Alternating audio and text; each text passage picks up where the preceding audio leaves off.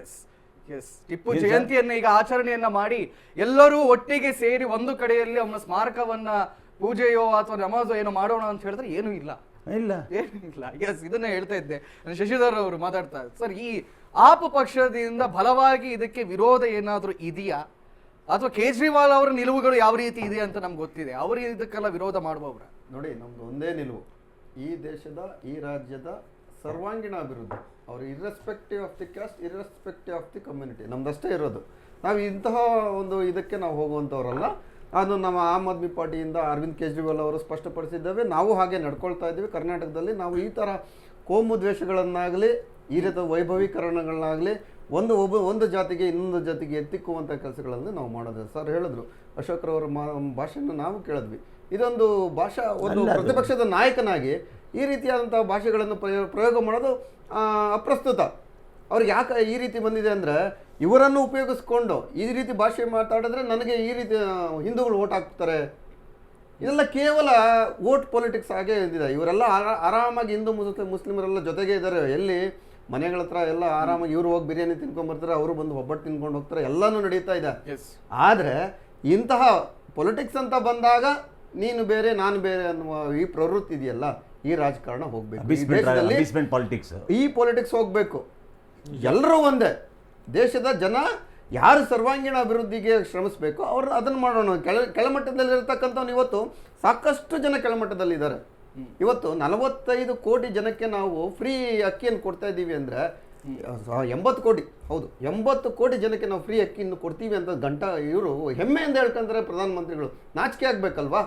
ನಮ್ಮ ಬಡತನ ಹೋಗಿದೆಯಾ? ಹಾಗಾದರೆ ಈ ಬಡತನ ಹೋಗೋದಕ್ಕೆ ಏನು ಮಾಡಬೇಕು ಅದನ್ನು ನೋಡಬೇಕಾಯ್ತಲ್ಲ. ಆಗಲಿ ಈ ಕಾಶ್ಯಪ್ನವ್ರು ಹೇಳ್ತಾ ಇದ್ದಾರೆ, ಯಾಕೆ ನಜೀರ್ ಸಾಬ್ನ ಇವ್ರಿಗೆ ಜ್ಞಾಪಿಸ್ಕೊಳ್ಳೋದಿಲ್ಲ? ಹಾಗಾದರೆ ಈ ರಾಜ್ಯಕ್ಕೆ ನೀರನ್ನು ಕೊಟ್ಟಿರ್ತಕ್ಕಂಥ ನೀರ್ ಸಾಬ್ ಅಂತ ಹೇಳ್ತಾ ಇದ್ರಲ್ಲ, ಆ ನಜೀರ್ ಸಾಬ್ನ ಯಾಕೆ ಇವ್ರನ್ನ ಜ್ಞಾಪಿಸ್ಕೊಳ್ಳೋದಿಲ್ಲ? ಅಬ್ದುಲ್ ಕಲಾಂ ಅವರಿಂದ ವೋಟ್ ಬರೋದಿಲ್ಲ, ಅವರಿಂದ ಜನ ಕನ್ವರ್ಟ್ ಆಗೋದಿಲ್ಲ, ಯುವಕರು ಪ್ರಭಾವಕ್ಕೊಳಗೋದಿಲ್ಲ. ಇವ್ರಿಗೆ ಬೇಕಾಗಿರ್ತಕ್ಕಂಥ ಒಂದು ಈದ್ಗಾ ಮೈದಾನದಲ್ಲಿ ಒಬ್ರು ಬ್ಯಾನರ್ ಹಾಕಕ್ ಬರಬೇಕು,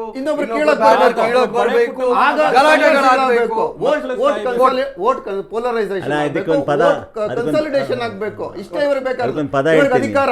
ನೋಡಿ, ಯಾವುದೇ ಒಂದು ಜನ ನಿಮ್ಗೆ ಅಧಿಕಾರ ಕೊಡ್ತಾರೆ, 5 ವರ್ಷದ ಕಾಲ ನಿಮ್ಗೆ ಅಧಿಕಾರ ಕೊಡ್ತಾರೆ, ಅದನ್ನು ಸಮರ್ಪಕವಾಗಿ ಬಳಸ್ಕೊಳ್ಳಿ, ಒಳ್ಳೆ ಕೆಲಸಗಳನ್ನು ಮಾಡಿ ನೀವು ಆ ಮೂಲಕವಾದ ಮತಗಳನ್ನು ಕೇಳಬೇಕು, ಅಭಿವೃದ್ಧಿ ಮೂಲಕ ಮತಗಳನ್ನು ಕೇಳಬೇಕು. ಇವತ್ತೂ ಸಹ ನಮ್ಮ ಸರ್ಕಾರಿ ಶಾಲೆಗಳು ಮುಚ್ಚೋಗುವ ಸ್ಥಿತಿಗಳಿದ್ದಾವೆ.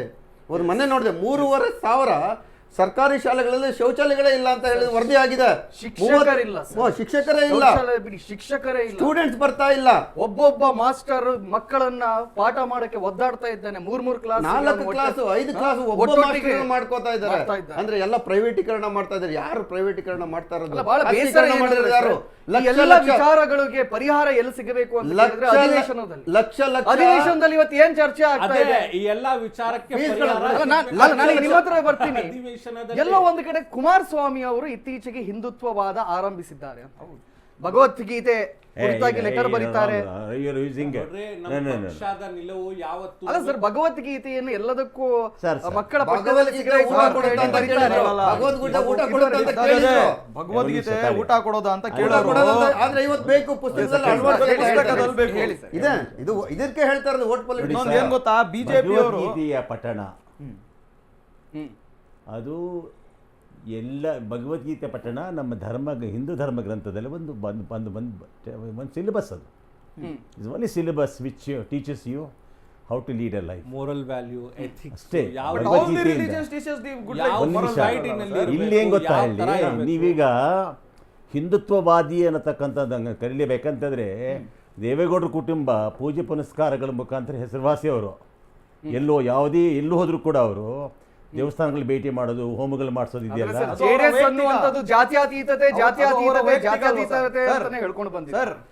ಜಾತ್ಯತೀತ ಅಂದ್ರೆ ಏನ್ ಸರ್? ನೀವು ಪ್ಲೀಸ್ ಗಿವ್ ಮಿ ಡೆಫಿನಿಷನ್. ಯಾವುದೇ ಪರವಾಗಿ ಇಲ್ಲದೆ ಸೆಕೆಂಡ್, ಜಾತ್ಯತೀತ ಅಂದ್ರೆ ಏನು?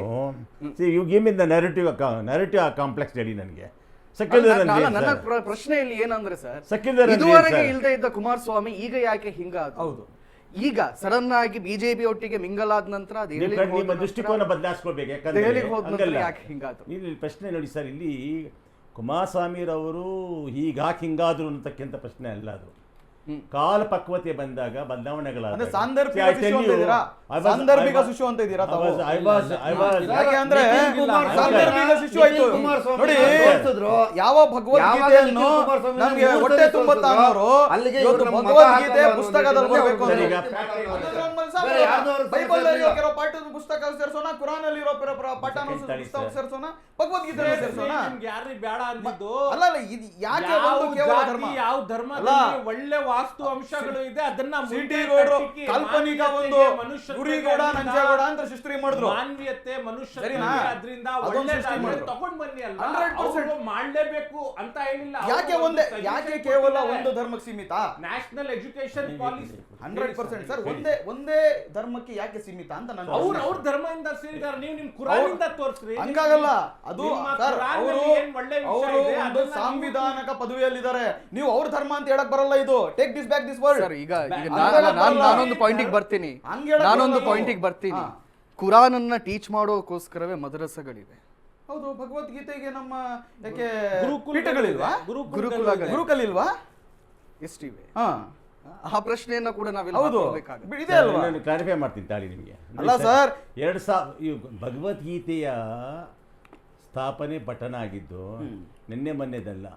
ನಿಮ್ಮ ನೂರಾರು ಪೀಳಿಗೆಗಳು, ನಮ್ಮ ನೂರಾರು ಪೀಳಿಗೆಗಳು 100% ಭಗವದ್ಗೀತೆನೆಲ್ಲೂ ಕೂಡ ಅದು ಜನಗಳ ವಿರೋಧ, ಧರ್ಮದ ವಿರೋಧ, ಧರ್ಮದ ಅಫೀಮ್ ಅಂತ ಹೇಳಿ ಕನ್ಸಿಡರ್ ಮಾಡೇ ಇಲ್ಲ. Please understand.